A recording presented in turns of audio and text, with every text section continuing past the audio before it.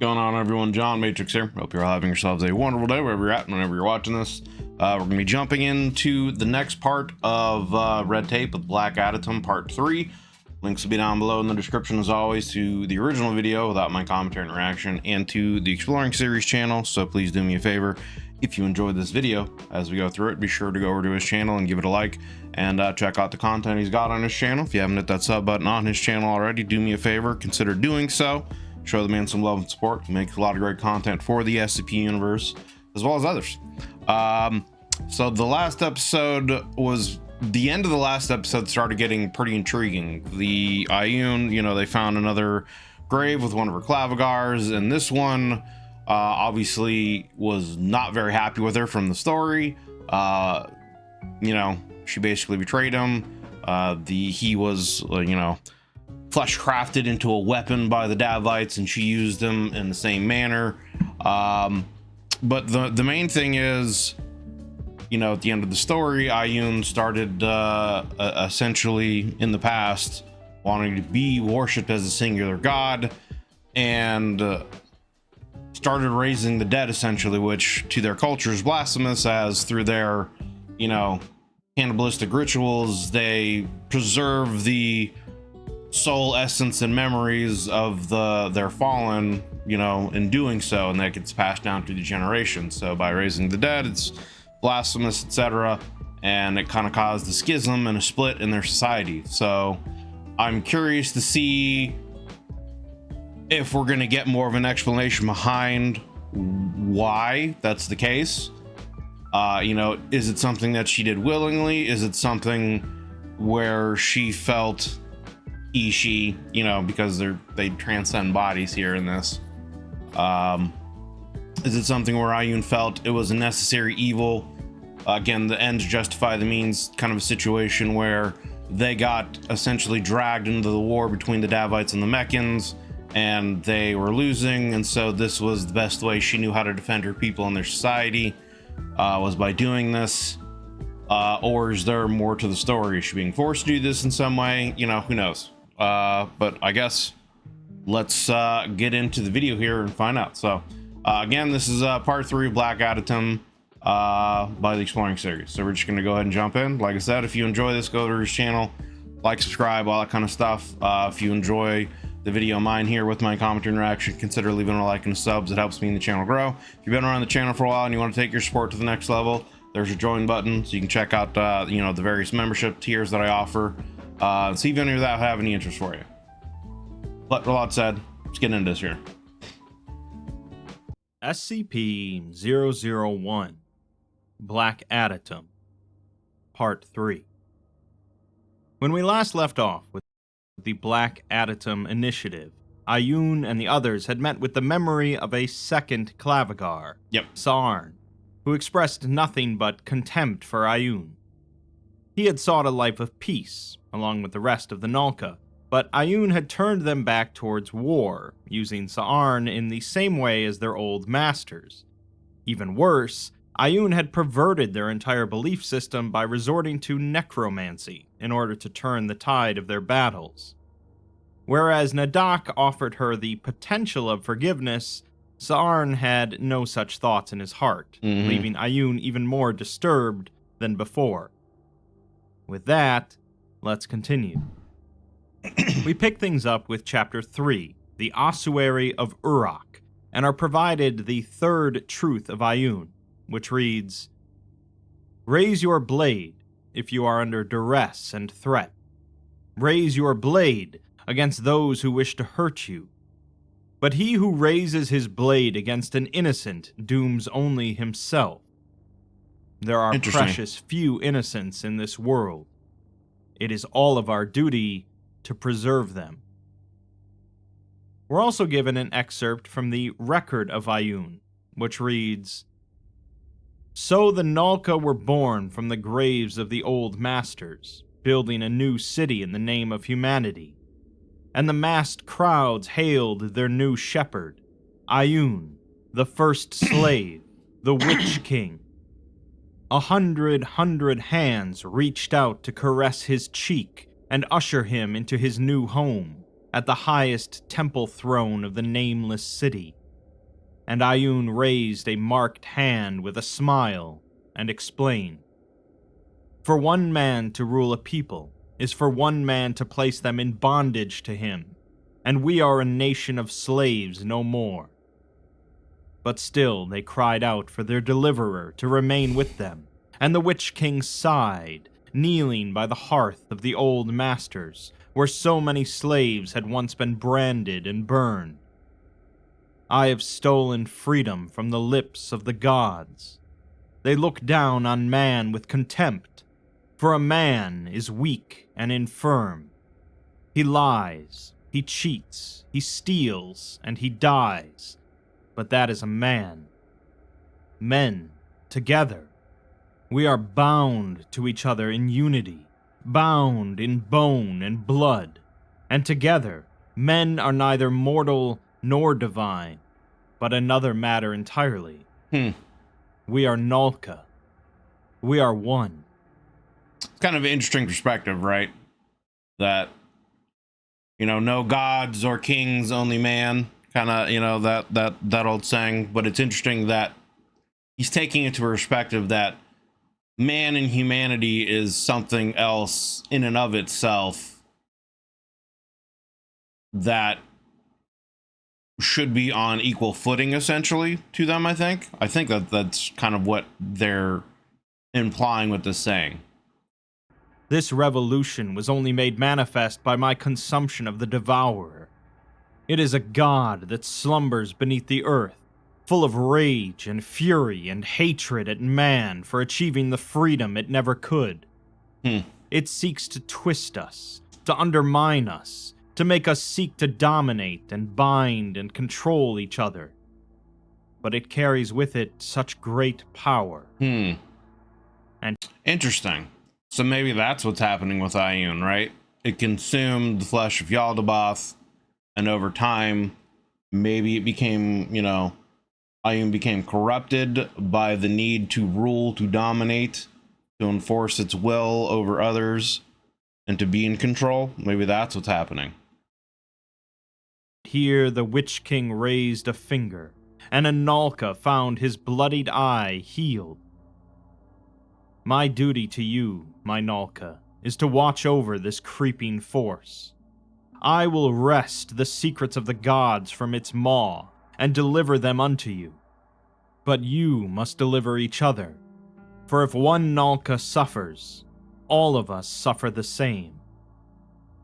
And so the Nalka relented, letting the Witch King take refuge in the tunnels below.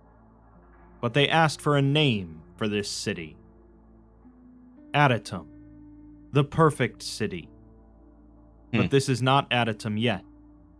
It can only be made so through our own blood and sweat.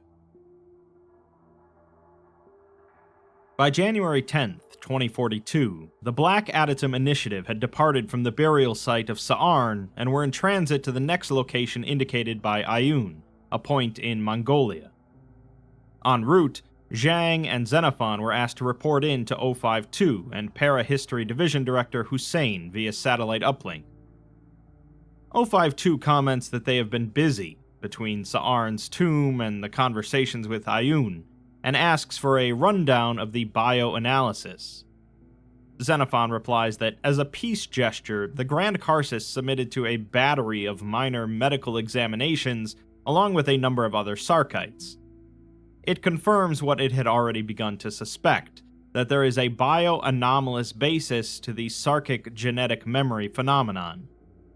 Yeah, I would assume it's probably tied into when, the first of them consumed Yaldabaoth. It probably mutated their DNA and physiology and allowed them to have this ability.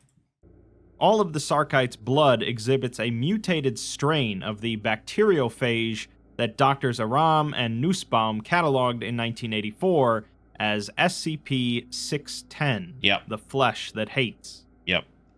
Unlike the aggressive viral strain that... I wonder if in this, SCP universe 610 is going to be actually Yaldabaoth. Which would be weird, right? If they were able to consume something as aggressively mutated, that can mutate and do all kinds of stuff like that. consume it and be resistant or immune to it or absorb it and utilize it for themselves. Anyway. The Amani-Ram Initiative discovered, however, this strain appears to coexist endosymbiotically with the host's red blood cells. Unsurprisingly, it exists in the highest density within Adytum and Yeva, having mutated further to coexist within cell types other than erythrocytes, including skin and muscular tissue. 052 is surprised that Yeva agreed to be tested, but asks for Xenophon's analysis. Xenophon states that it believes this to be the original SCP-610 strain, while the one discovered in Amani-Ram was an ancient weaponization of it. Right. So, yeah. I think that's the case. I think Yaldabaoth was originally supposed to be like 610, but then Adytum used 610 and mutated it in a way to become a weapon to attack the Mechans. It seems to exist symbiotically within the Sarkikes' blood, and is likely the source of their capacity for genetic memory. Their density and spread within the Karsus bodies is probably the origin of their carnomantic abilities, and it imagines that the hereditary passage of the virus is also the cause of the Sarkik's higher than normal frequency of birth defects. I wonder if that also means, right, like her ability to heal others, is that a situation where she can only do it, Adytum can only do it to others that have ingested, this strain, they have this mutation in them, or can, Adytum do it to any human? Because then that would also be something of interest. Ayun's powers would only be essentially limited to healing, mutating, and controlling others who have, this original 610 mutation strain in them. 052 says that this makes enough sense, and tells Xenophon to keep working on a biological basis to see what it can find. It, however, says that even these limited medical examinations aroused deep suspicion, and further investigation will require an elevated level of trust and good faith exchange with the Sarkic. 052 then asks about their slow pace towards the next location, and Xenophon explains that morale is low among the tribe, as the revelations from Sa'arn have disturbed the Grand Karsus heavily. Yep. 052 just tells them to figure it out, as they don't have the latitude for further delays here. I would think that the morale of the Sarkics would probably be pretty down in general, because they've been used to living in a certain area for however long.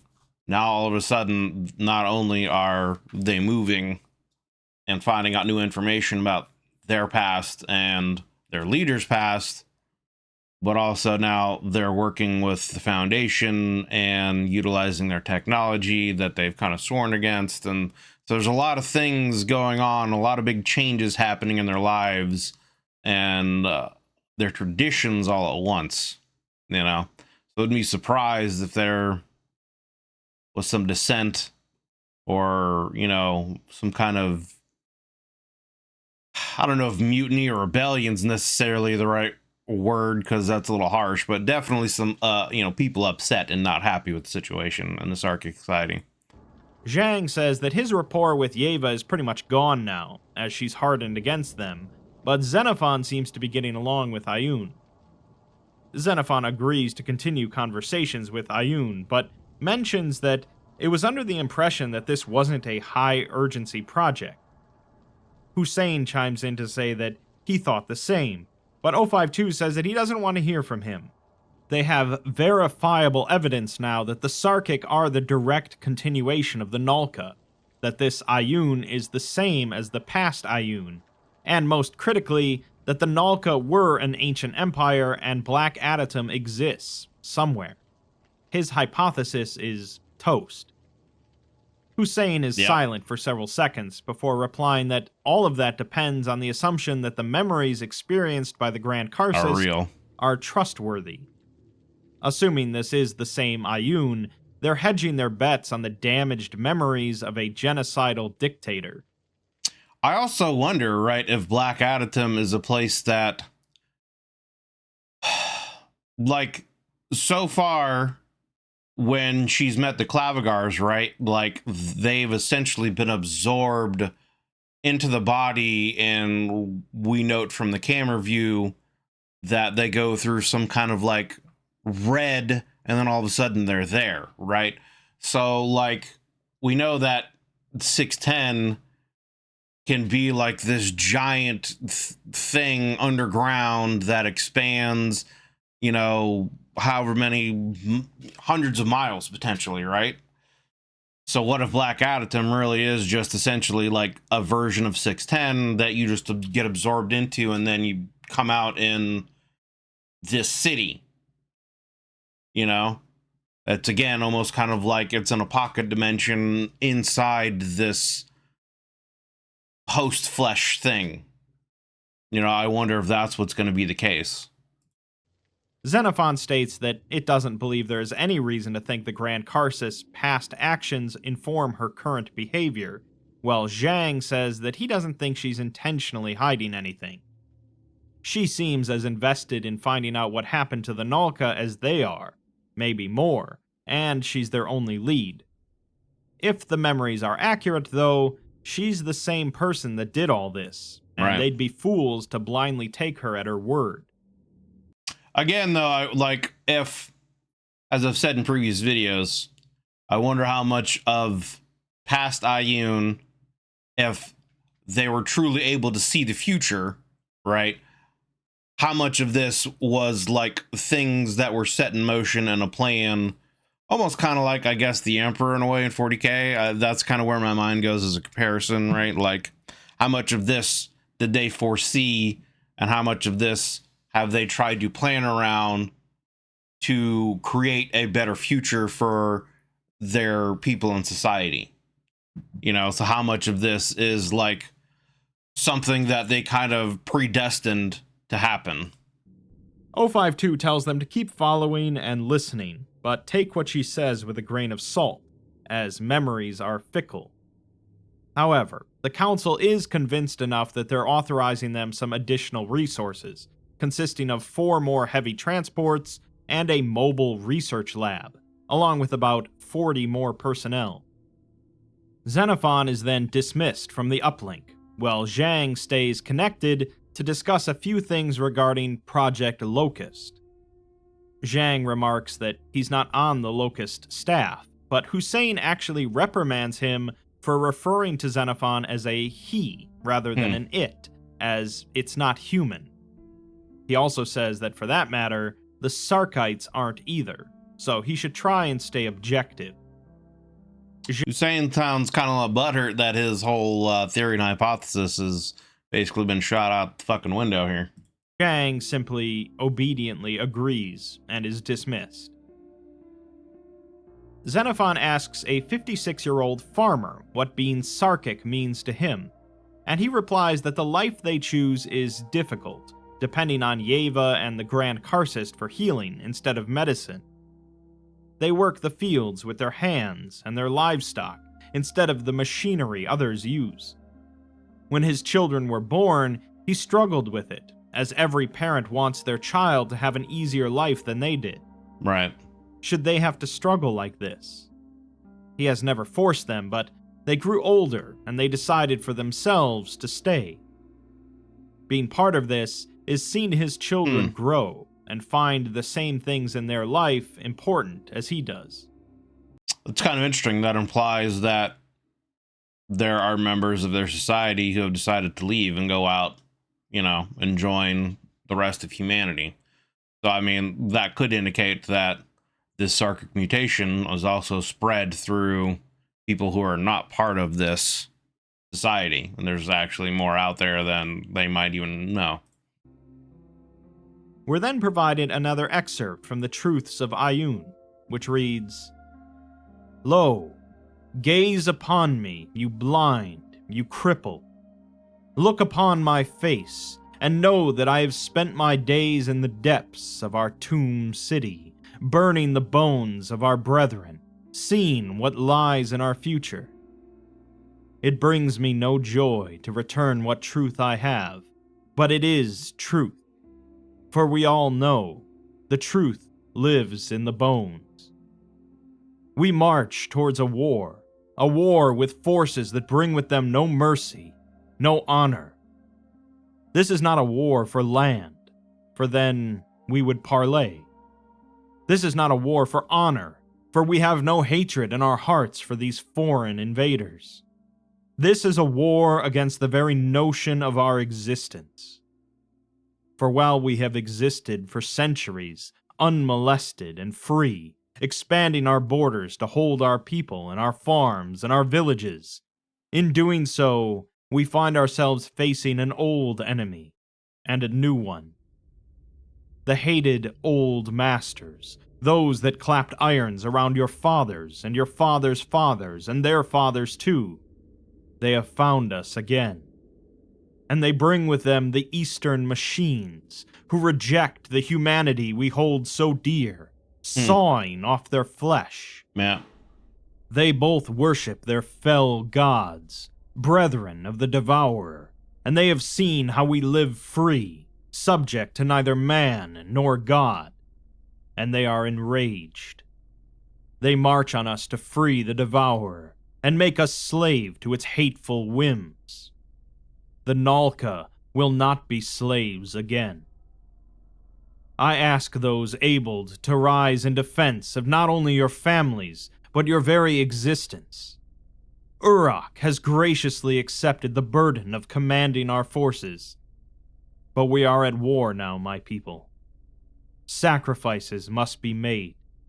Hard decisions must be made. Adytum has not the resources to aid our infirm and defend our people at once. We are one body, and we are only as strong as our weakest organ, and we cannot fight a war if we care for the weakest among us. The art of the flesh cannot fix all. Those of us who are suffering from constant illness, from stupor, from weakness of the mind, have been released from their misery. They have been consumed, and their memories and strength live with us as we now move unburdened by their weight. I plead with you to know I do not make this decision lightly. I spent 3 days and 3 nights with the maw of the Devourer, wrestling it for another option, but it gave none. It wants us to fail, to be freed from its city prison. We cannot allow it to win. We carry the flesh of our fallen with us forever, and now we must defend the city they love. Per 052's orders. Interesting. So that implies that they went around and essentially purged anyone with any, like, serious birth defects, anyone with any kind of mental disabilities, etc. Basically, anyone that was not capable of helping to defend them and their society in the city, they essentially went and killed them and then consumed them because they were being a burden on the society and they didn't have essentially the resources to care for all of them. So, I mean, like,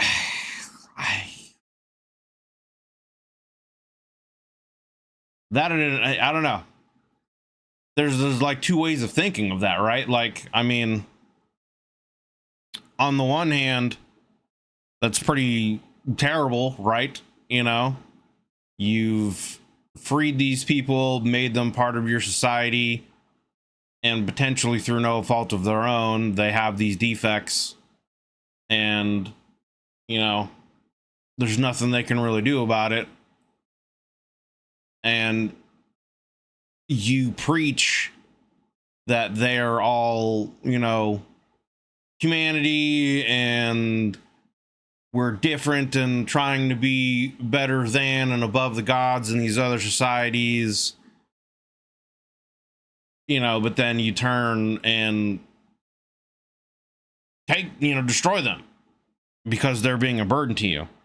On the other hand, right, like, I guess how much does that really matter in the long run? Because they're able to essentially live on forever through the people that consume them. Their memories and knowledge and abilities and whatever benefit they could have given to society will pass on to the people who consume them anyway. So it's like, plus strategically, obviously, then you're able to devote the resources you have to the able-bodied, as opposed to having them get wasted on people who can't contribute to the defense and to your society. So, I mean, it's like, I wonder how that would have really gone down. I mean, I feel like, again, that would have been something that would have caused potentially another schism in their society, just like the resurrection of their,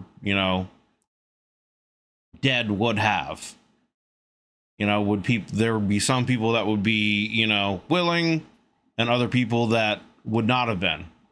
And I guess it probably also would have been different if Adytum had gone and preached this and said, you know, I ask those among you who are, you know, who are feebled and unable to, you know, help, who consider themselves a burden, if you voluntarily would do this, as opposed to like seemingly make it like a mandate, you know? So I don't know. Interesting though.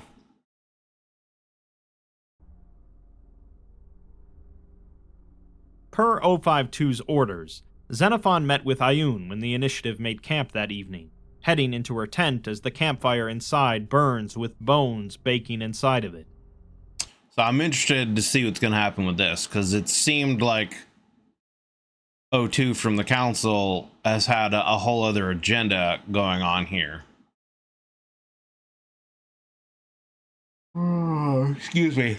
So I wonder if we're going to start seeing some of this here, if we're going to be able to see a little glimpse into what they've been, what other agenda they might have, what they're working toward, etc. with this meeting between O2 and Adytum.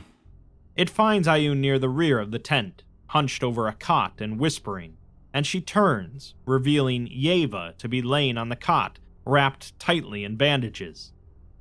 Adytum tells it to fetch the poultice by the fire, which she promptly puts into Yeva's mouth to chew. Xenophon asks if she's conscious, and Adytum says that she's somewhere halfway in between. She then takes a blade and cuts open her own palm, letting the blood drip into Yeva's mouth while she whispers.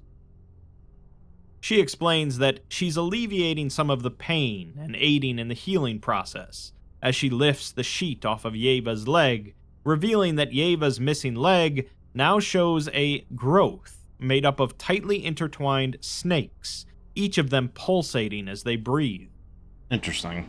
Xenophon comments that her abilities are improving exponentially, and Adytum says that she fed her clavigars their power from her flesh once, and now they feed her. Before she continues, Xenophon...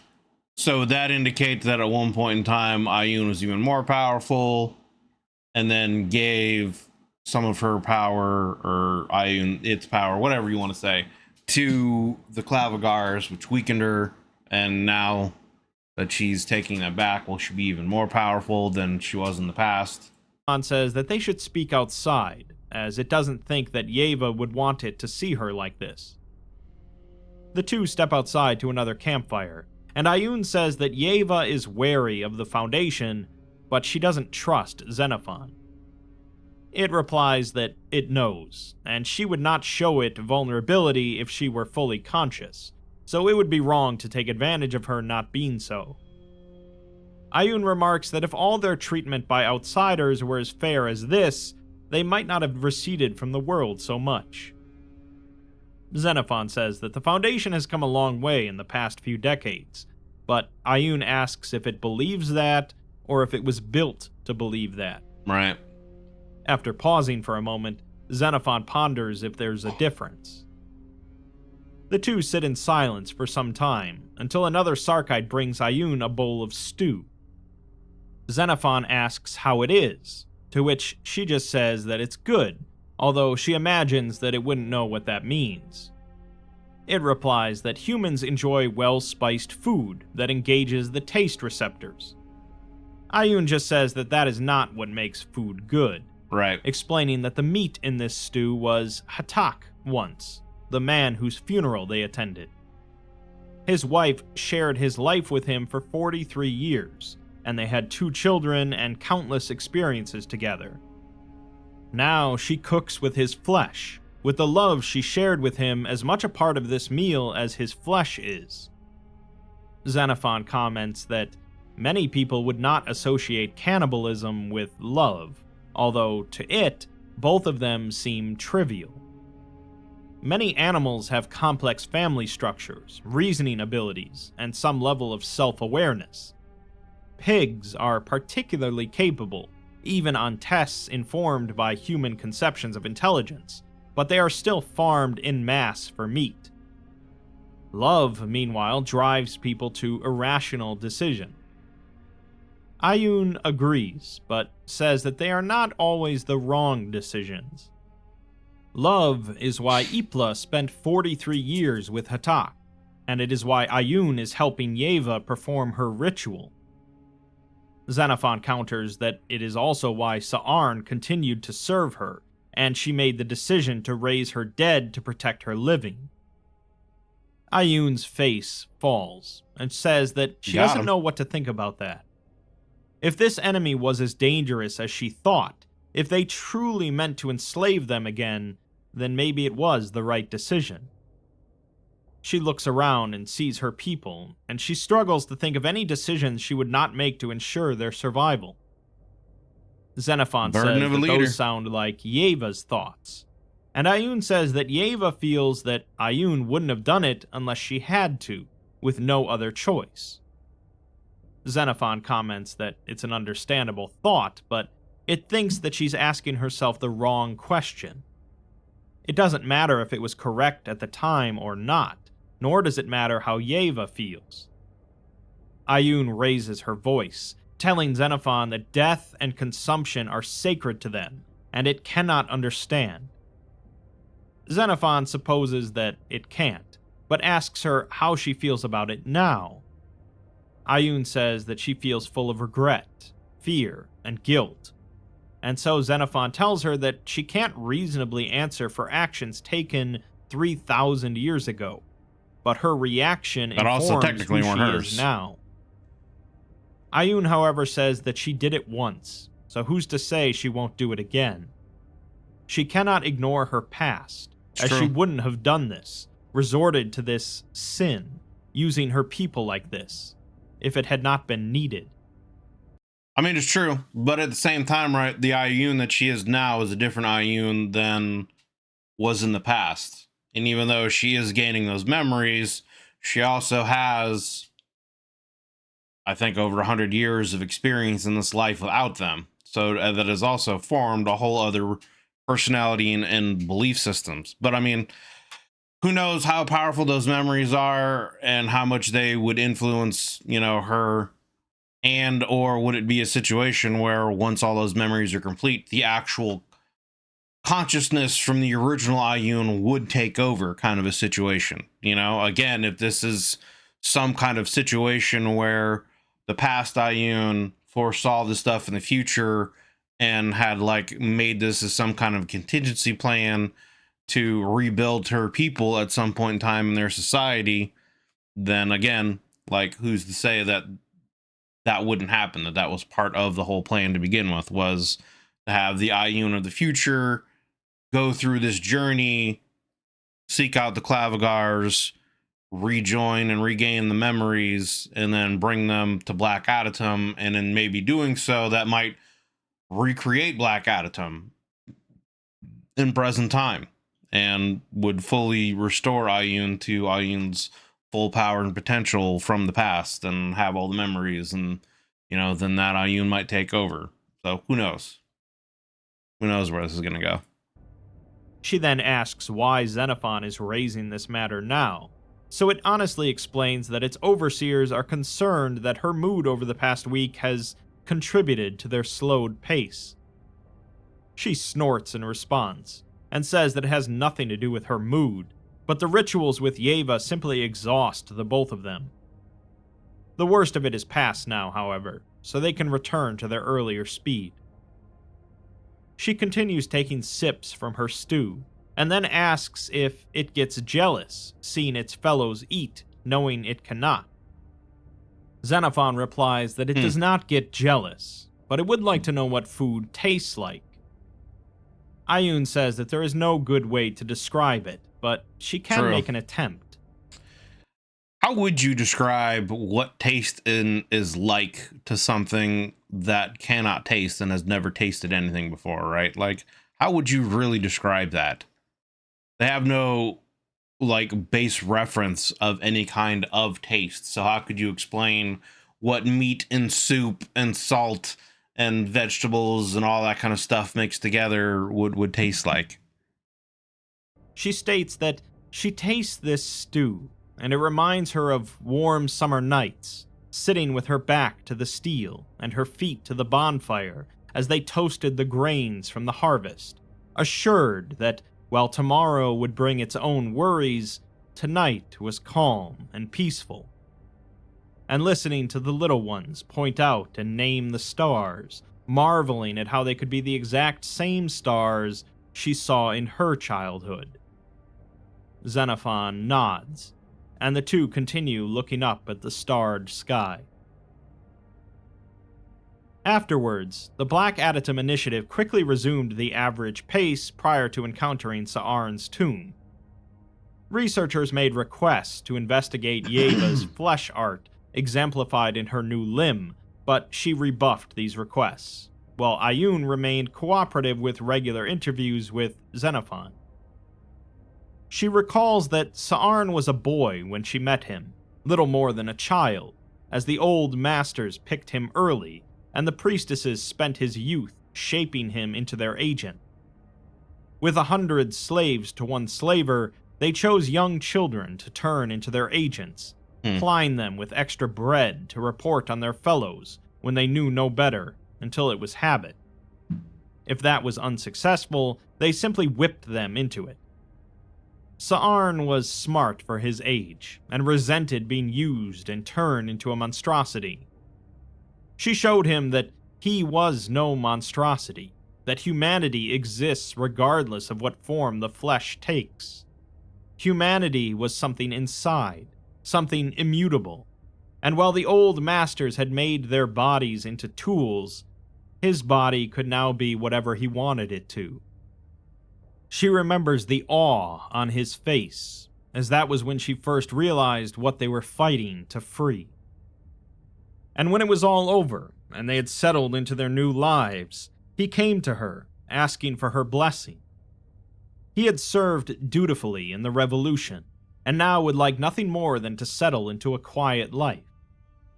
Their borders were already expanding, as their people married and bore new life, and he had seen a plot of land by a river, not far from Adytum, seeking to spend his years there. She knelt by the fire, and saw into the bones for his future. She saw him suffering, taking lives, fighting off foreign invaders, wrapped in the violence and treachery he hated. She feared for what she had seen, that if he took this home by the river, that his farm would be ransacked by bandits and raiders, and he would meet his end at the edge of a sword. She worried for him, and asked him if he would do her this favor, to stay in Adytum with her and the other Clavigars. His father was dead, so she was the closest thing to a parent he had. She didn't want to lose him, and so she tightened her grip. He was saddened, but understood, as they were in the midst of a grand work. Their neighbors were princes and warlords, and nothing like Adytum existed anywhere in the world. She needed him by her side, so he made it his task to ensure the children in the city, those orphaned by the war, were cared for. He walked with her authority and carried the seal of the Grand Karcist. She raised her Karcist like they were her children, but Sa'arn was her son, if not by birth. He would do everything for her, but he never raised a blade until she asked him to. Makes it even that much more tragic, right? This person became essentially someone that she cared so much about that it was her actual child. And then to turn around and essentially forge him into a weapon and use him the same way his slavers did. That's about as bad as a betrayal as you can get. Is it any wonder why he has got nothing but contempt for her? She saw him cutting down the generals of the gold-draped legions and slipping into the palanquin of a priestess to slit her throat. Only then did she realize that the carnage she saw in the fire so many centuries ago was what lay before her now. She says that it was necessary. It must have been necessary. Several additional Parahistory Division personnel were transferred to the new site, located atop the archive of Nadak, to assist with translation efforts. As material was translated, digitized copies were transmitted electronically to Xenophon and shared with the Grand Karsus. We're provided another excerpt from the Truths of Adytum, which reads, "Lo, gaze upon me, you wandering, you lost. Gaze upon the same scarred visage your fathers gazed on once, those centuries past, when we were shackled and yearning for freedom. Gaze upon the same bloodied face that brought your ancestors their freedom. You are their children's children. You are what we hoped for, a generation that has never known the threat of bondage, the threat of servitude to anyone save each other. Your ancestors and I made this bond in blood, that our Adytum, the one that lived in our hearts and minds, would be made manifest on earth. We hoped you would be able to live in that city one day. Alas, I look upon Adytum now, centuries after our revolution, and I see that I have not honored my bond. I have not done enough for you, for them. Do not be fooled. Remember the superficiality of flesh, how easily it can be molded and shaped. Remember that truth lies in the bones under the surface. We have not made Adytum manifest yet, and this is why we find ourselves face to face with the machines from the east, why the old masters encroach on our borders again. They submit to gods, and if they make war on us to force us to submit to our mangled god, they will succeed, for we have never truly escaped submission. Uruk, my Clavigar, commands our forces in our colonies with honor and dignity, but we are not doing enough for her here in the capital. We must marshal our strength and focus our energies. Not every choice can be decided by our collective. Our humanity asks of us to argue, to deliberate, to not act until we are certain. But now and again, we must silence that voice. Now and again, a decisive hand is needed to guide our yoke. It cannot move burdened with the weight of the masses. It must rise above the fray of autonomy, see the whole board, and make decisions accordingly. I have taken this responsibility for myself. The devourer roars constantly beneath our feet, hungering for our downfall. But I keep its shackles taut, and so I can reach into its gullet and draw power, the power to unite Adytum and the Nalka. I know better than any the blood and sweat with which we clawed our freedom, and bile rises at the thought of placing myself as your ruler. I know better than this. I will make no decisions you would not approve of. I will take no action you would not take. But we must have someone to take control, and I submit to this task. It cannot be the whole body that holds the sword. It must be the hand. It's also interesting and ironic that, she's trying to say that humanity is better than the gods and they're better than their masters and enslavers, but she's essentially holding, even a god or whatever, that's still a being that is essentially imprisoned, and she is continuously consuming of its flesh to empower herself and her people. So, I mean, the irony is, are they really even any better than the Davites and what the Davites did? The Black Adytum initiative proceeded into the Mongolian interior, approaching the location marked by the Grand Karcist. Xenophon and Zhang approach Ayun as she's feeding and watering her horse, asking if her and Yeva are ready to depart. Yeva then emerges from the tent, her crutches nowhere in sight, as she walks with an odd, lurching gait.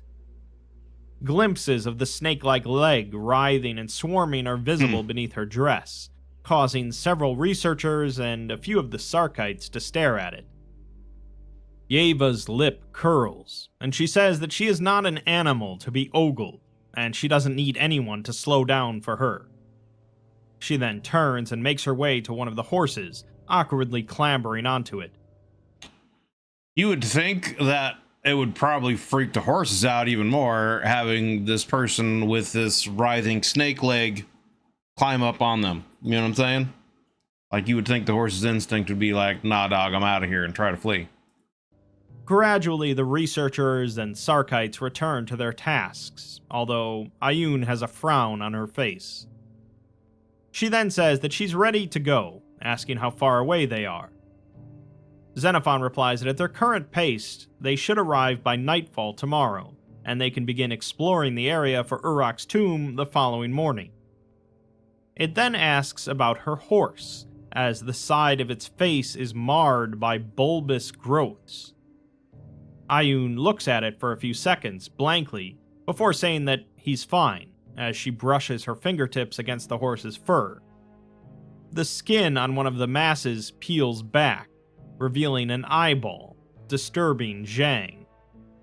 She says his name is Lujat, meaning to see far, and then says that she needs a few moments to gather her things before they leave, and she'll need Xenophon's assistance to carry the tent.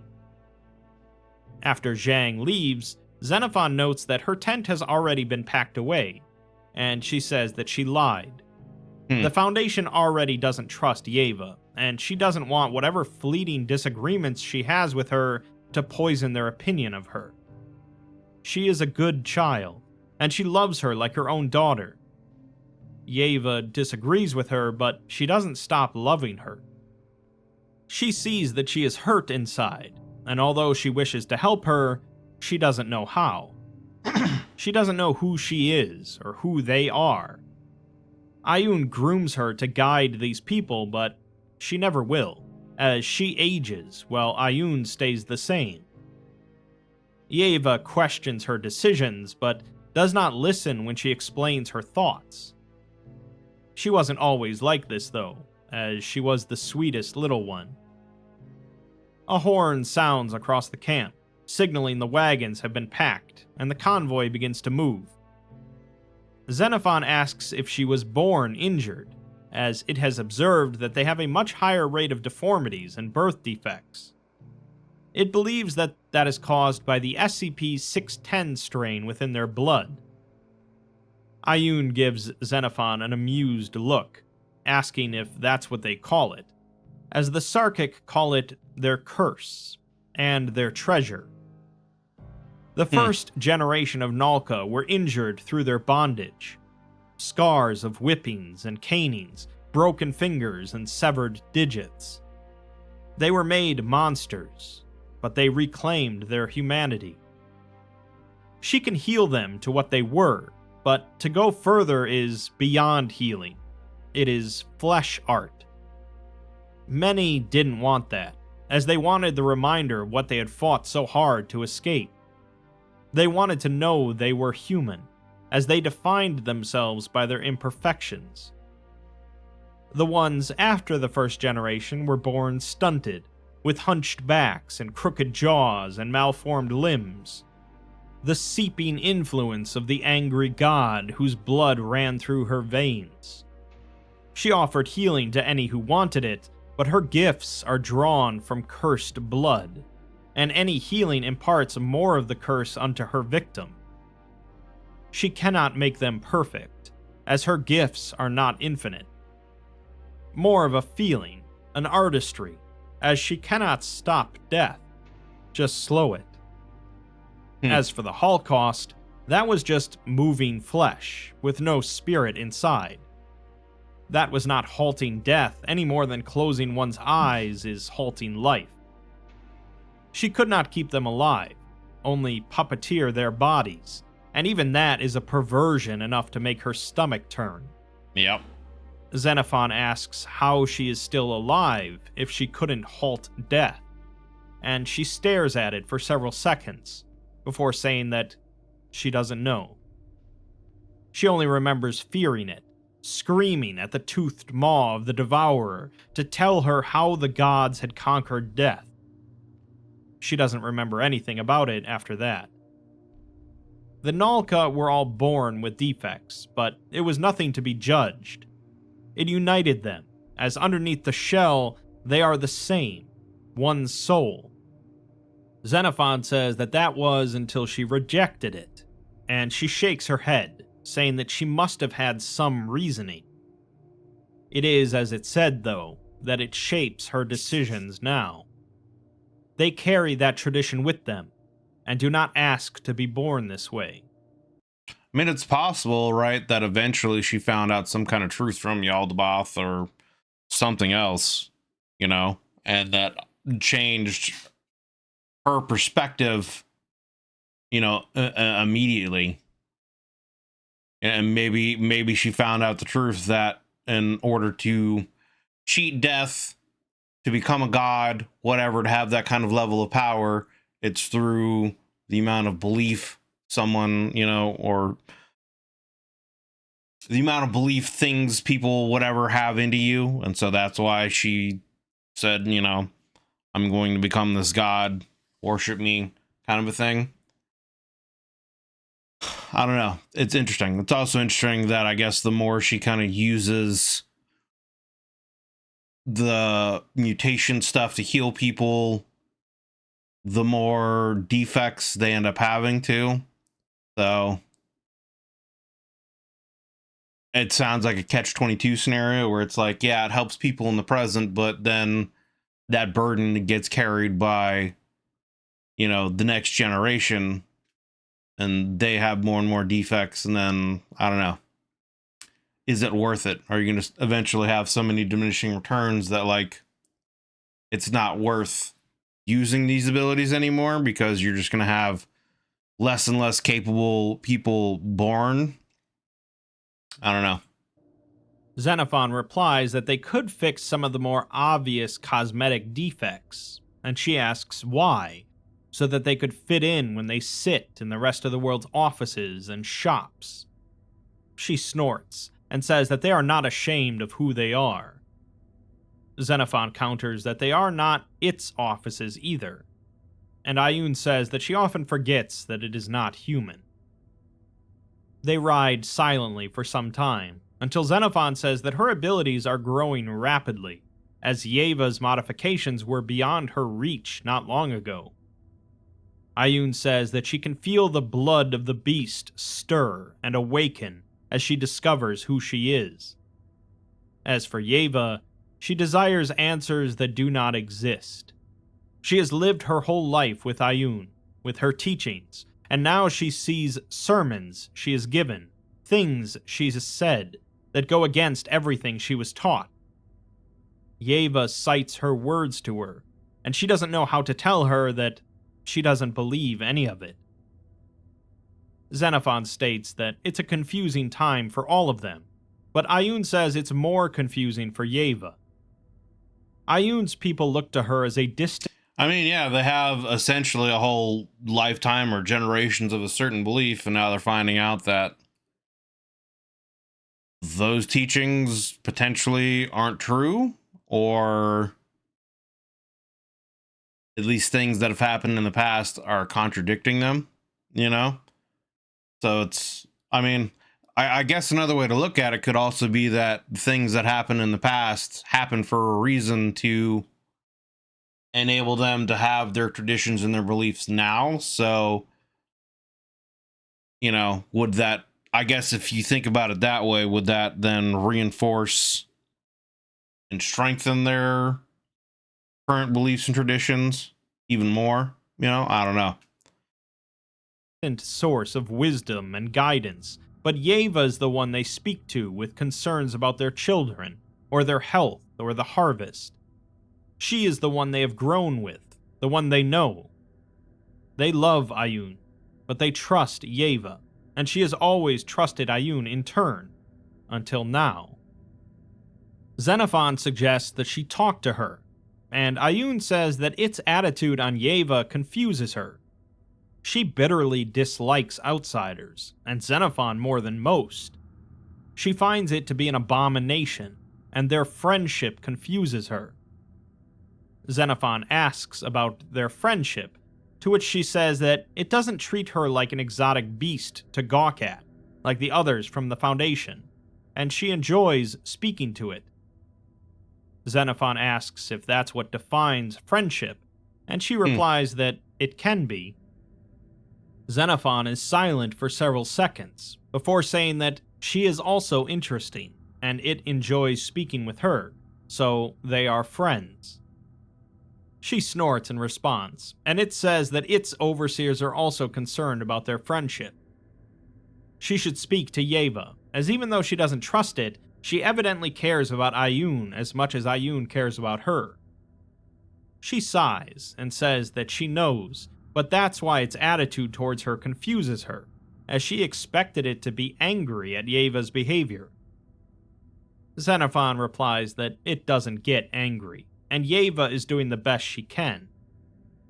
Ayun says that the guns trained on their heads disturb Yeva, and herself as well. Yep. Xenophon tilts its head, stating that the security personnel are here for the protection of the initiative. Are they? She asks if they are, and nods towards one of the transport vehicles, watching as the gun atop it slowly moves to track the movement of a nearby group of Sarkites. Ayun says that she doesn't think its superiors consider them as much a part of this project as it does. Right. Xenophon continues watching the movement of the gun until Zhang calls to them from behind, pulling Xenophon away. He says that he just wanted to check in, asking if everything is okay. Xenophon replies that all systems are optimal, asking if there would be a reason that they would be otherwise. Zhang just says that the Sarkites can be kind of odd, and some of the researchers are a little surprised by how well it's getting on with the Grand Karsus. The other Sarkites haven't been nearly as receptive to their efforts, and the researchers are more than a little disturbed by them. He's glad they brought their own rations, as one of their kids offered them a bowl of stew a few nights ago. They're all under instructions not to eat anything they offer, which turned out to be the right decision, as it ended up being the guy they sacrificed. And I mean, I'm curious, like, what would happen were he to have consumed that, right? Would that 610 strain get into him and start mutating in him? You know what I mean? Or would it just be like eating, you know, a normal person? And I don't know. You know what I'm saying? Would he essentially become a Sarkic at that point, you know? And is that what it you know, it's like, could you consider someone Sarkic at that point if they can consume one of the Sarkic's flesh and they get this mutation? Or are they not Sarkic unless they also have that belief system in them, but they would just be essentially, you know what I'm saying? Because it seems like it's not just this mutation that defines them, it's also their cultural beliefs and traditions. So it would just be, I guess, a human that would have this mutation in them, but then like, would they start exhibiting any kind of anomalous properties, being able to do any of this carnomancy, stuff? Who knows? Xenophon counters that they didn't sacrifice him, as he was already dead, and many human cultures practice endocannibalism as a funerary practice. Zhang says that it's read the same translated records that he has, so it knows that they are pretty deliberately not human, going by the Grand Karsus words. Xenophon says that she doesn't remember making that sermon, and no longer agrees with it. Zhang just shrugs and says that she still said it, and he's just going off her actions. Xenophon replies that for the Sarkites, sharing food with outsiders is considered a significant gesture of hospitality, Yeah. so spurning it is considered an insult. Yeah, because I mean, like, to them, to the Sarkics, right? They're essentially asking you to share in the memories of their loved ones. And that would also bring up then the question too, right? If someone who is outside of the group were to consume this, would they get their memories, Because then, again, would also then the Sarkics consider that human that did that, part of their group, because now they have the memories of, their loved one as well, So that brings up a lot of interesting questions on how you would define what a Sarkic is, and you know what I mean? Interesting. Perhaps that is why their researchers have struggled to engage with the Sarkites. Zhang blinks, stating that he never got that impression, asking where it picked that up. Xenophon just says that it spoke to them, but Zhang replies that that's easier said than done. Not to mention, he's not going to be able to convince anyone to eat person stew, and he can hardly blame them. I mean, yeah. They'll figure out something else, and in any case, it doesn't have to worry about that. It's lucky, as it doesn't have to eat at all.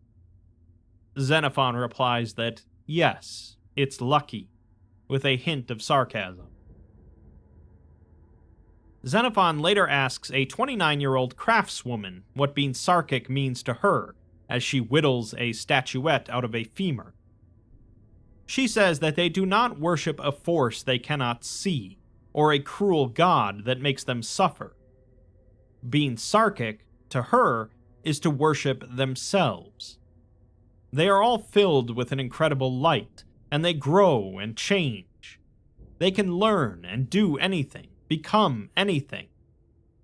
She asks if that isn't more worthy of honor and worship than dreams of a hand reaching down from the sky to make wrongs right.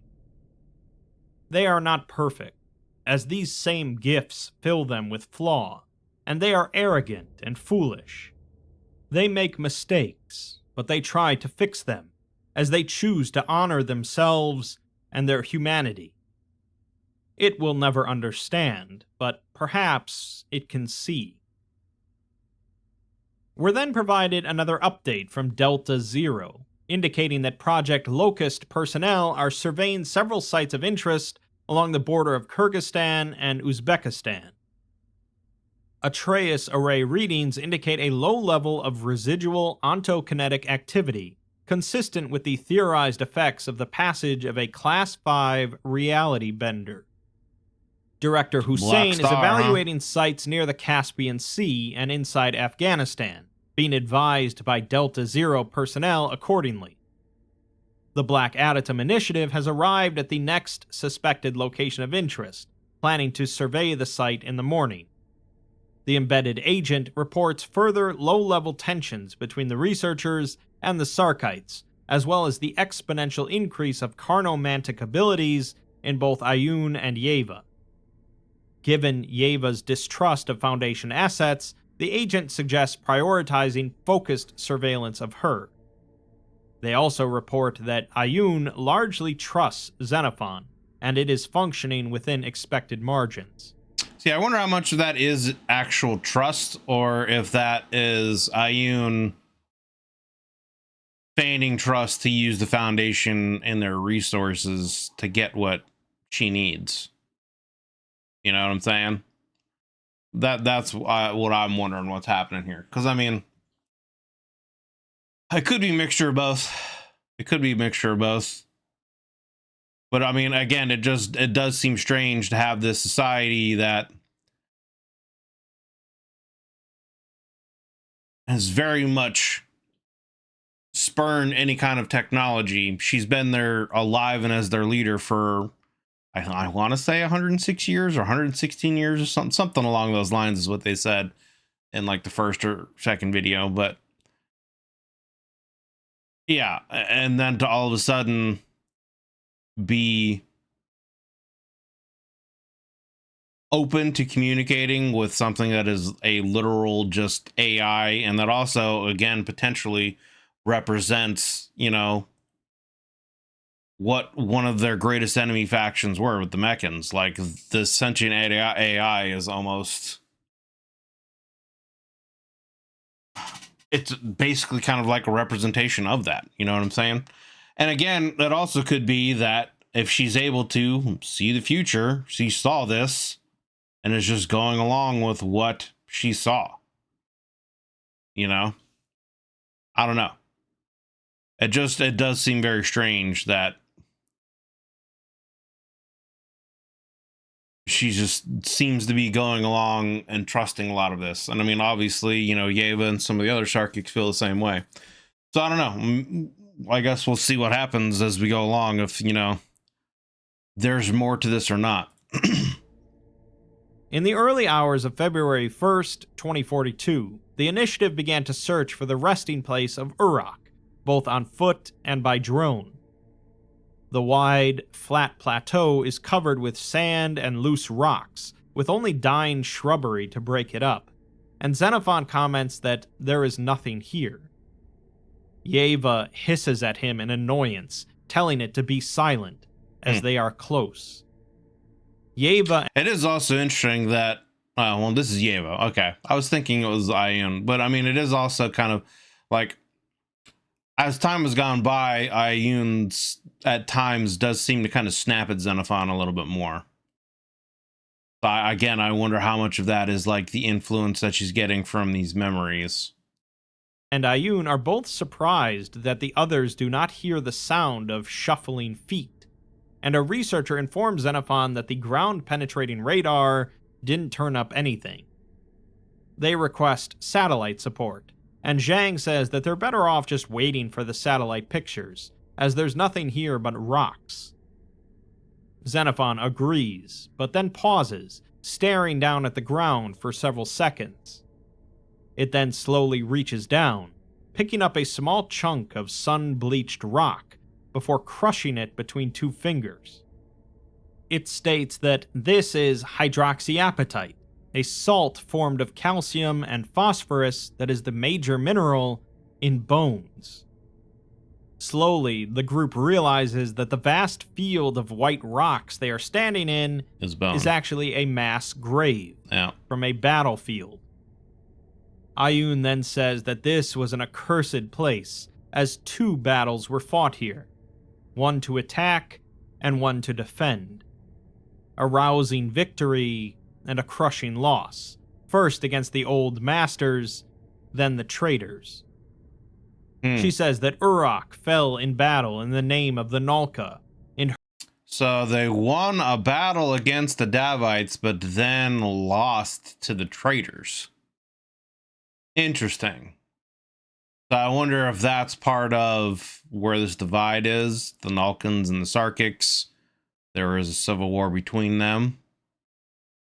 That kind of like is where we left off in the last one. It looked like that's where it was heading. Her name here. She stumbles over to a spot and drops to her knees, digging single-mindedly at the dirt with her bare hands. Yeva joins her before recoiling with a gasp as the sharp bone fragments have sliced her fingers. After whispering to herself, however, the multitude of cuts close, leaving raw skin behind. Xenophon tells Zhang to bring the excavation transports over, but Ayun continues digging wildly with her hands. Xenophon steps over to pull her away, but Yeva shouts at it to not lay its hands on her, and Zhang comments that it probably shouldn't interrupt the memory. Slowly, the glassy look fades away from Ayun's eyes, and she rises unsteadily to her feet, supported by Xenophon. She's confused, looking down at her shredded hands which are pouring blood, but without even praying, her hands begin to knit themselves back together within seconds. The transports begin to dig as Xenophon asks her what she saw. She says that she saw a battle, with Uruk blotting out the sun and holding the line. Several hours later, as the digging continues, Xenophon enters Ayun's tent, finding Yeva there instead. It tells her that it hopes her leg is healing well, but she just snorts and says that it doesn't need healing, as it's better than it was before. Xenophon states that it saw her limping, but she explains that that's her other leg, clubbed from a lifetime of leaning. Xenophon then says that her new appendage is very impressive, and she's surprised that it isn't disgusted by it, although she doesn't say anything when it asks why it would be. The two sit in silence for a few moments as they wait for Ayun to return, until Yeva suddenly asks Xenophon why it was made. It replies that it was made to assist the Foundation in historical research projects, which it was told when it was first activated. From the moment it had awareness, it knew its instructed purpose and moved to fulfill it. Yeva says that it is a tool, like a hammer, which exists for one reason and one reason only. It never has to wonder or try to reach beyond it, and there is comfort in that. Xenophon counters that hammers are not sentient, and it disagrees that that is comforting, as the hammer does not get the opportunity to decide its purpose. Yeva scoffs at this, stating that humans do not decide their purpose, just stumble blindly around until they wrap their fingers around something they can claim as their purpose. Many never find anything.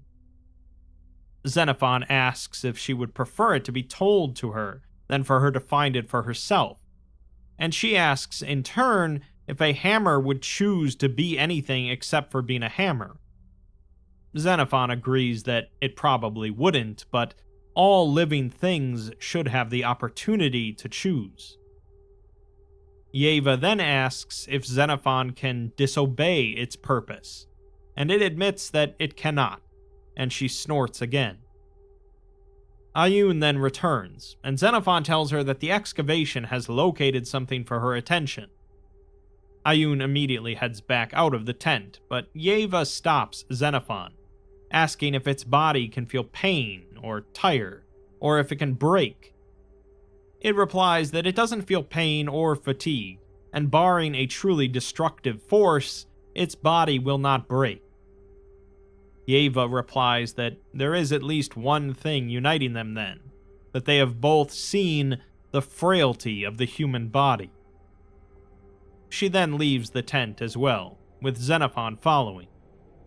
They approach the excavation site, where a huge pit has been dug, revealing a massive humanoid corpse, at least 20 feet in height, with thick arms and legs.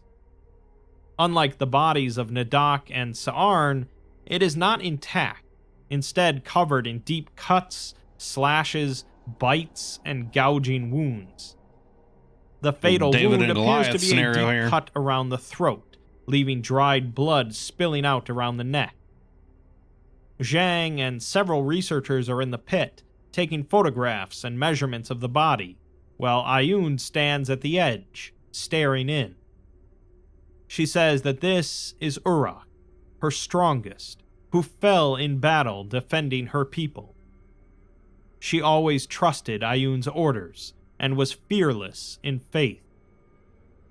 She then slides down the wall of the pit, clambering on the corpse with a knife drawn, and Zhang shouts for everyone else to back up. Ayun rests the tip of the knife against Uruk's chest, and turns to look at Yeva, who doesn't return the look. She then drives the knife in, spending several minutes sawing through the sternum and splitting the chest open, staining her arms and robes bright red with blood. She spreads the ribs apart before reaching in with both hands, drawing out a huge heart nearly the size of her head. I was going to say that would be quite the meal. She states that this is a courageous heart, the heart of a warrior, and then spends the next few minutes hungrily devouring half of the heart. She kneels on the chest for a moment, panting, before letting herself fall into the gaping hole in Urok's chest. Yeva hastily clambers on the corpse to follow, along with Xenophon, but Zhang elects to skip this one. Xenophon drops onto the body and into the cavity, and when its cameras reactivate, they show the same field that they were in, but now littered with fallen bodies. A massive, hulking figure is directly ahead, surveying the damage, dressed in hugely oversized hide armor. Urok's upper body dwarfs her lower, forcing her to support herself on her clenched fists. Urok turns to face Ioun, and her facial features are surprisingly soft, with flowing braided hair. She smiles, sighing in relief, and speaks in a slow, booming voice, saying that she's waited for Ioun to come back for so long. She had said Ioun would come back, but the other Clavigars didn't believe her, and said that she was lost. She knew that she'd come back, however, sooner or later. She steps towards the group, fists landing heavily and crushing a body underneath. Ioun approaches her, wrapping her arms around the massive hand, and Urok says that Ioun loved them too much to leave them. She knew that. Ioun asks her why she is here, and Urok looks down in confusion.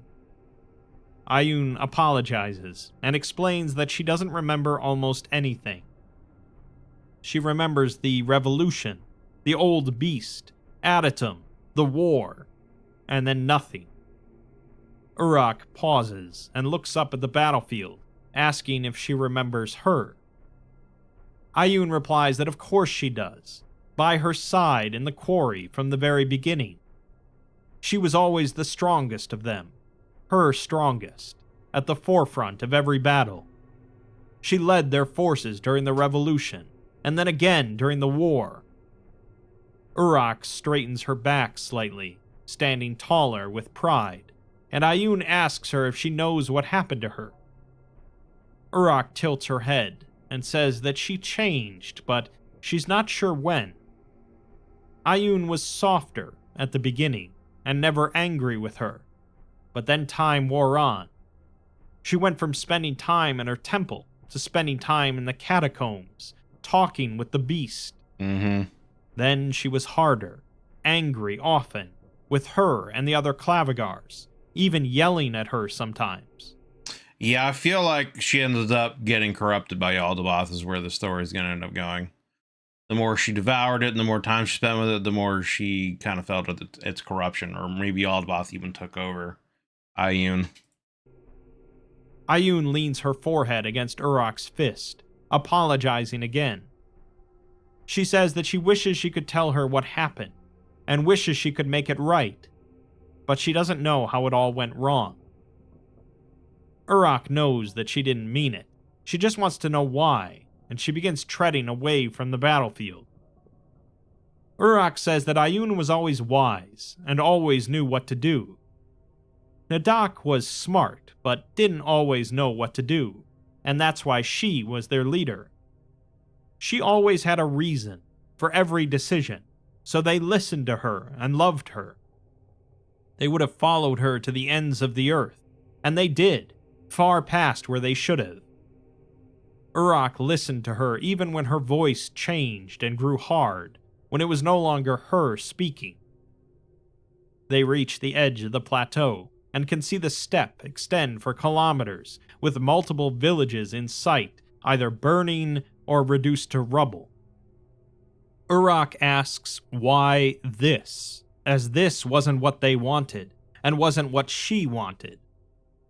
Adytum says that they wanted to enslave them again, but Uruk replies that it had been centuries, and maybe their priestesses did, but these were just farmers that wanted to be left alone, like they did.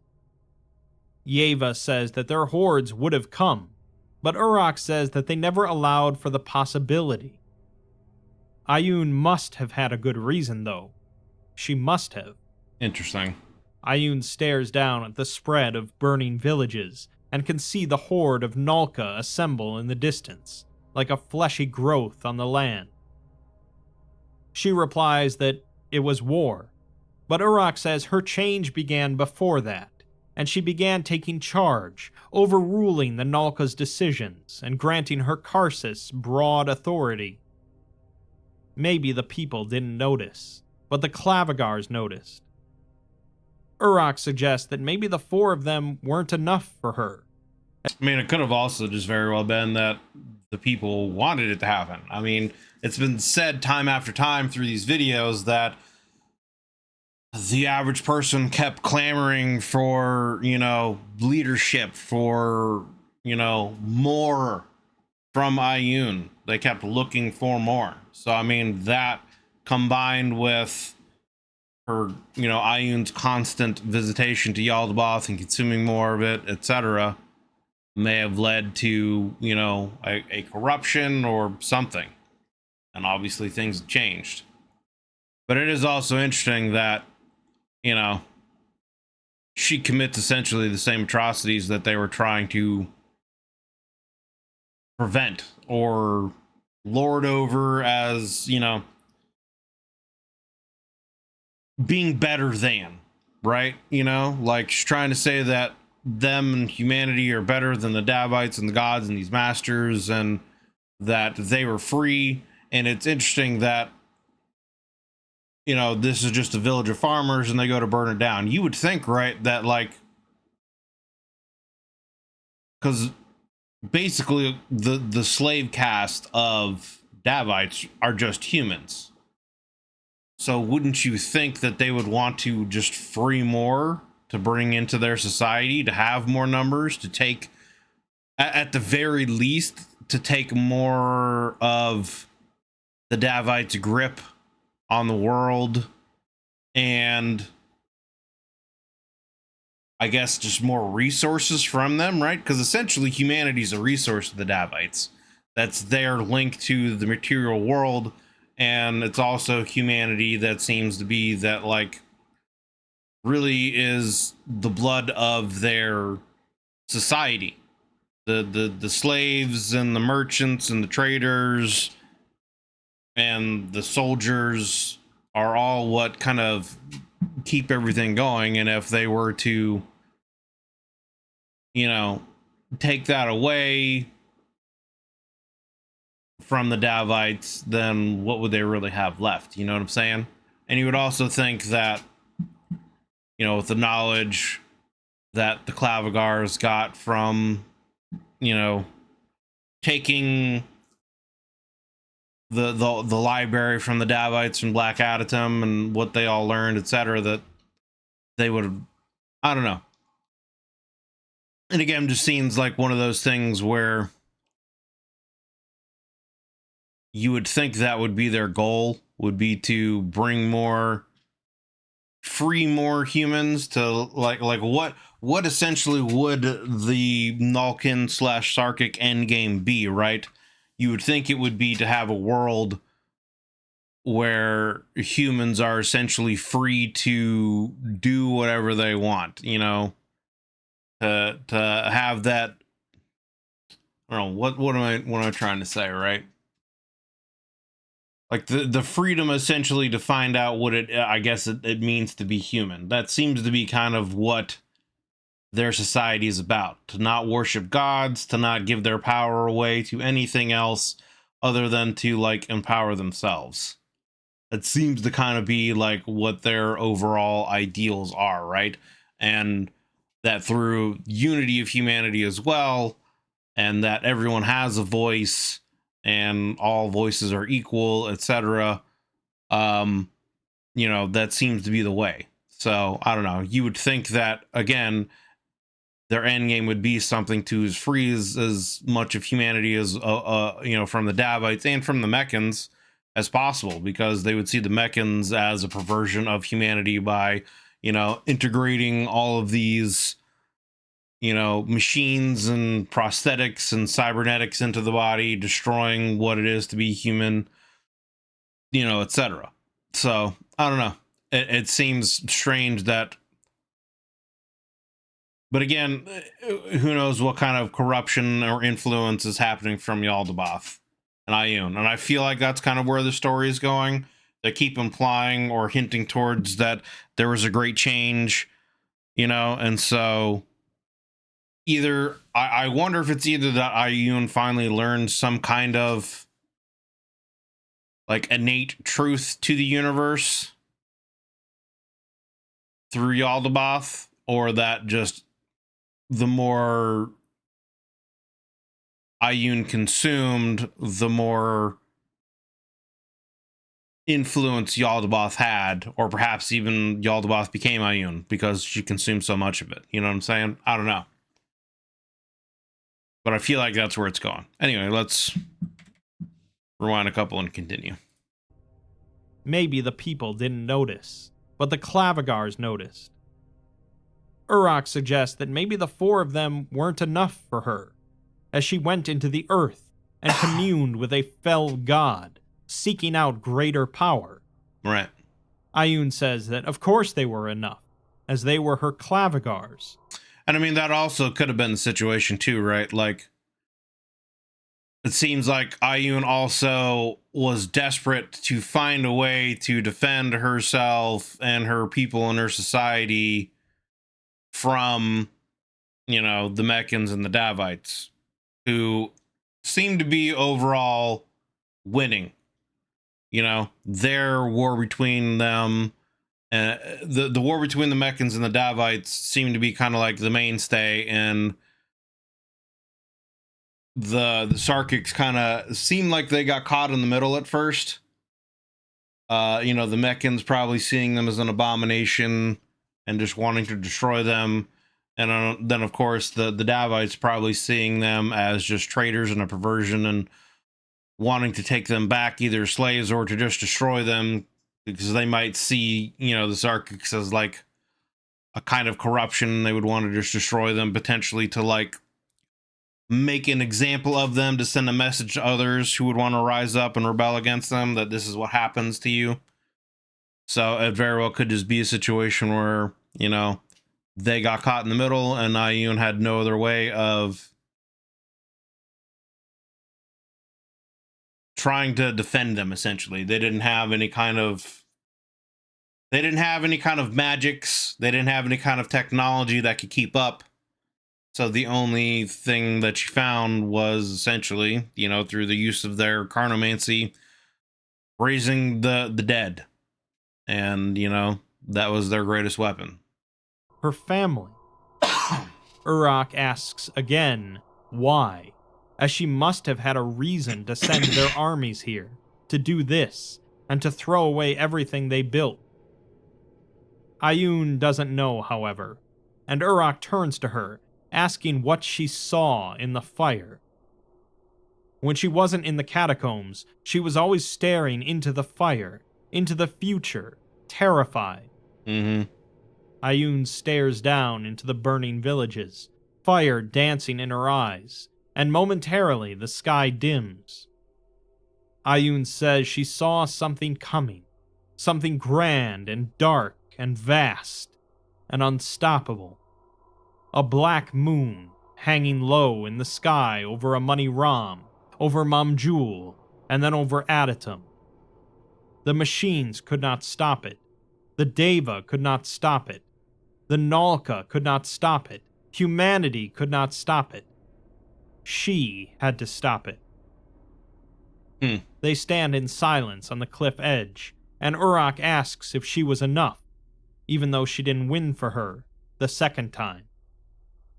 The scene then suddenly shifts, showing the same location, but now in the dead of night. Below them, over the cliff edge, the lights of the Sarkites can be seen, a train of wagons and people thousands strong, running from the destruction of Black Adytum. Further down the plateau, a collection of 100 soldiers are massed, dressed in Nulka hides and furs, with a cloud of dust rising on the horizon in the distance. Uruk says that they were behind them, and a choice had to be made, so she stayed behind. The dream they had in the quarry went with Adytum, and Adytum with Adytum. She would do it again, happily, but she failed her. Adytum replies that she was never going to win, and she didn't fail her, but Adytum failed all of them. The dull, loud thundering on the horizon gets louder, the cloud of dust in the distance growing, and Uruk asks if she was enough.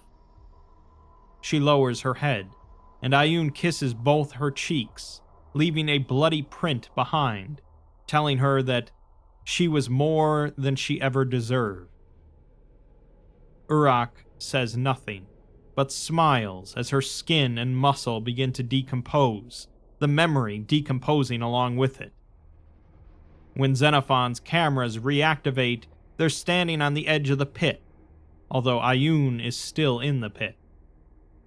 Uruk's corpse has withered to just a massive skeleton, and Adytum is kneeling by the skull, pressing her forehead to the cranium, with tears streaming down her cheeks. We're then provided another translation from the bones recovered from the archive of Nadak, which reads, "I saw less and less of him as the war dragged on.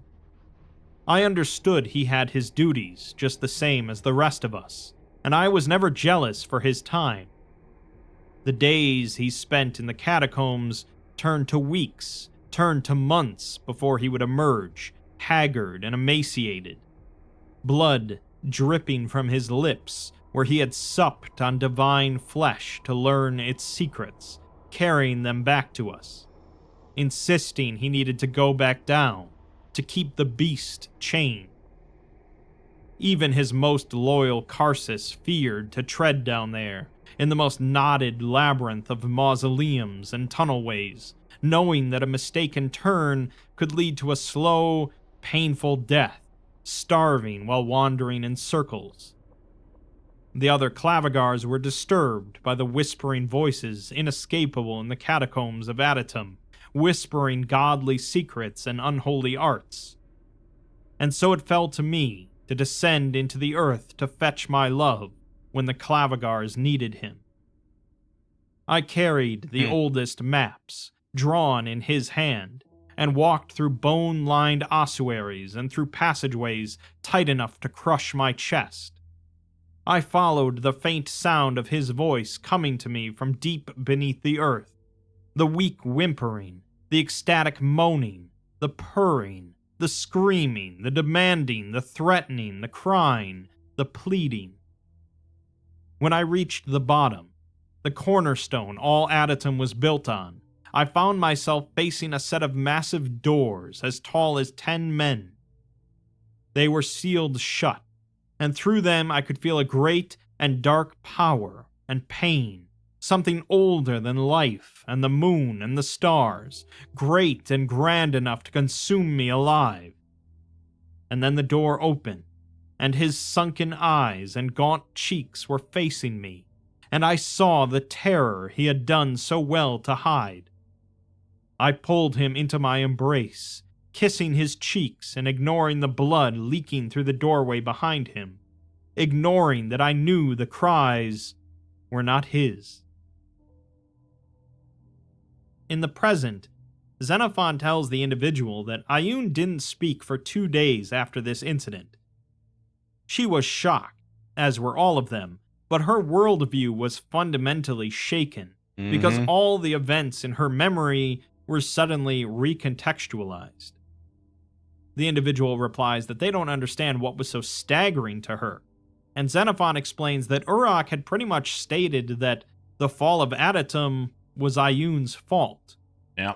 Whatever she had done, she was responsible for the collapse of the city, for the exile of her people and the miserable existence they have been living for as long as Adytum can remember. So I think they see it as a betrayal, right? I'm wondering if it's become a situation where she did it purposely because she saw there would be no other choice. The Black Star was coming and was going to annihilate them. And the only way to get them to leave and scatter so that their society wouldn't be destroyed, their people wouldn't be destroyed, was if she just destroyed their home. So it would force them to have to leave. I wonder if that's where this is going to end up going. And so she becomes the villain to save her people, kind of a situation, you know? And maybe it was also a situation where she kept, you know, going down there, eating more to gain more and more power to try to rival the Black Star. Because obviously, you know, as they said, she saw into the future and saw that, you know, there was that the Meccans were going to be destroyed, the Davites were going to be destroyed, and that Black Adytum was going to be destroyed by, you know, this entity, this dark moon, you know. So this could have been, again, part of her plan to try to combat it, and if not, also then create a contingency of this nomadic society that would spread out, you know, all throughout Asia and Russia and Siberia and, you know, etc. And that would survive into present time when she could be resurrected and then try to reunite them. Kind of a situation. I wonder if that's where this is going. That's kind of where it sounds like it's going. So I guess let's continue for the last little bit here. Xenophon heard her crying in her tent and wanted to help her, but wasn't sure what to do. In fact, it's not sure that there was anything it could do. The individual replies that that's part of being human too. It's clear now that Adytum was responsible for the fall of the Nalka, more so than any other outside civilization, but it's still not entirely clear, both to us and to her, as to why. She apparently began communing with the god underneath the city, Yaldabaoth, but what exactly was exchanged between the two is still a mystery. Yep. There's only one Clavigar left to meet with, Luvatar, but as you can imagine, the answers that Adytum will find aren't going to be pleasant. Yep. Okay. Alright. Well, there we have it. That was Black Adytum Part 3 by the Exploring Series. Links will be down below in the description, as always, to the original video without my commentary and reaction, and to the Exploring Series channel. So please do me a favor, if you enjoyed this video as we went through it, be sure to go over to his channel, hit the like on this video, and you know, consider giving him a sub if you haven't already. He makes a lot of great content for the SCP universe and others. Check out his stuff. I kind of already gave my closing thoughts though already before we ended here, but I mean, the big thing about this episode really seems to be that, yeah, you know, Adytum spent more and more time communing with Yaldabaoth, consuming more of its flesh to gain more power, seemingly because she saw into the future and saw the Black Star annihilating everything. So I feel like she kept consuming more of Yaldabaoth to gain more power and to get more secrets from him on how to control the undead, and, you know, potentially in other ways that she could gain enough power to, you know, maybe 1v1 and fight him, kind of a situation. But I think also as a contingency plan, she destroyed Black Adytum as a way to scatter her people and to force them to leave so that they couldn't be destroyed. So that, you know, she kind of doomed them to be a wandering nomadic society with no real home, but they would still survive until one day in the future she'd be resurrected into the present body and she could go out and, you know, gain her power and reunite them again. I feel like that's where the story's going.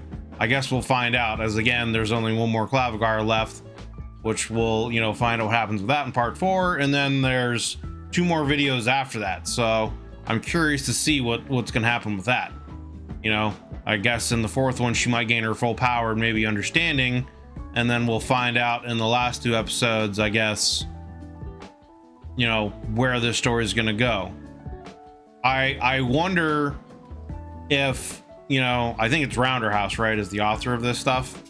I wonder if they plan, you know, if Rounder House plans on doing we've had a story arc from the Meccan perspective, from the Davite perspective, and now we're getting into the Sarkic/Nulkan perspective.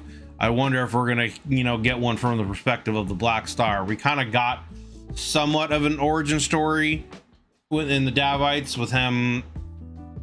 I don't remember if he was a Davite slave or what, but came upon some kind of creature in the ocean and, you know, basically bid him to struggle, and like he kind of died and then was reborn with this power, kind of a thing, if I remember correctly, and then gathered, you know, people amongst them to create this army. And it's known that the logo for this army, this 3-pronged army, is also the logo of the Foundation. So it seems like the Black Star and the origins of the Foundation are connected. So I wonder if we're going to get an arc after this about the Black Star, which would go into the origins of the Foundation and the creation of the O5 Council, and maybe the administrator and who the Black Star really is. And we might get some of the past, but then we'll also, I guess, probably see what's happening with these factions in the world in the present time more, maybe. I don't know. I guess we'll find out. But I'm intrigued to see what's going to happen in the last 2 episodes after the next one, when, you know, I guess Adytum potentially will gain her full power, and, you know, will potentially, I guess, see all of the memories put together and get more truths revealed. So yeah, thank you guys for watching. Hope you enjoyed this video of mine with my commentary and reaction. I greatly appreciate you watching still here, if you are all the way to the end. I know that these are longer videos to go through, so I really appreciate you taking the time out of your busy day to hang out and you know, watch it all the way through as much as you're able to. If you enjoyed this video, consider leaving a like and a sub, as it helps me and the channel grow, and it lets the YouTube algorithm gods know that you enjoy this kind of content and you want to see some more.